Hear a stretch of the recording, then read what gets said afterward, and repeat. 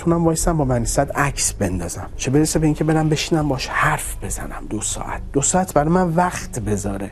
اینجوری به این عبارت بگیم بهتره. هر جایی تو خارج از کشور، از چه آموزشیشو بگیر، چه اپوزیسیونشو بگیر، چه رسانه‌ایشو بگیر، میخواست بیاد بالا باید از آمد نیوز میومد بالا. تو حوزه کلان، تو این پول میخوای بدی، پول میخوای بگیری، توافقی میخوای بکنی، قراردادی میخوای ببندی، اونا باید با رول لازمه باید ببندی. اینو ساپورت کردم، اینو کامل ساپورت کردم، اینو نیم ساپورت کردم، اینم ساپورتش کردم. پر رنگ تر شد.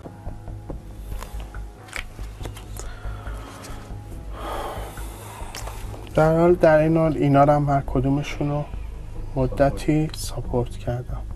همه بعد من هماهنگ بودن. مشکل اصلی عناصر خارج از کشور پوله.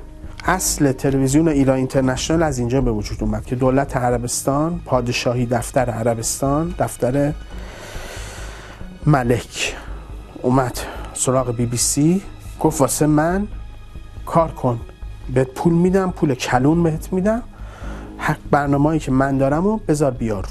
اومد 2 تا آدم معرفی کرد، رسام، رمضانپور. خب که این 2 تا قبلا تو BBC کارشناس بودن. صادق صبرم به عنوان پشتوانه فرستاد.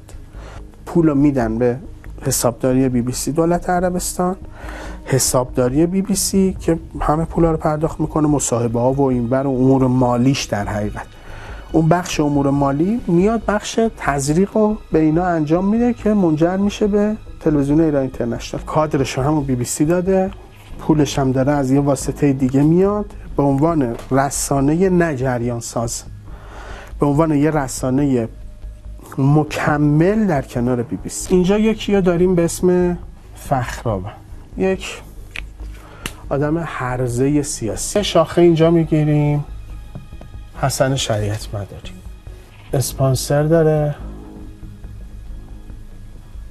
که شل یک کشور عربی که دولت عربستانه.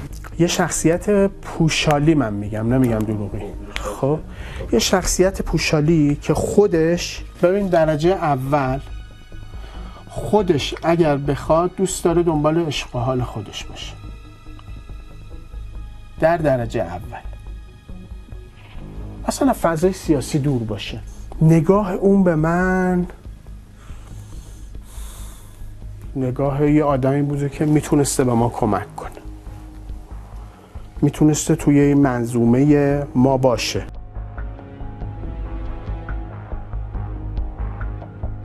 جلسه اخیری که با پامپئو داشت، توی اون جلسه من گفتم به دوستم، اون جلسه عکسشو شما دیدین که بیرون منتشر شد، توی جلسه رو نهیم، تو جلسه پاسپورت آمریکاییشو گرفت، حقوق بگیر BBC، مثل مهدی فلاحتی، مثل علی جوانمردی، مثل کلیه کارمنده، مثل ستاره درخشش، مثل داره اونجا کار میکنه و داره بابت برنامه که تولید میکنه پول میگیره.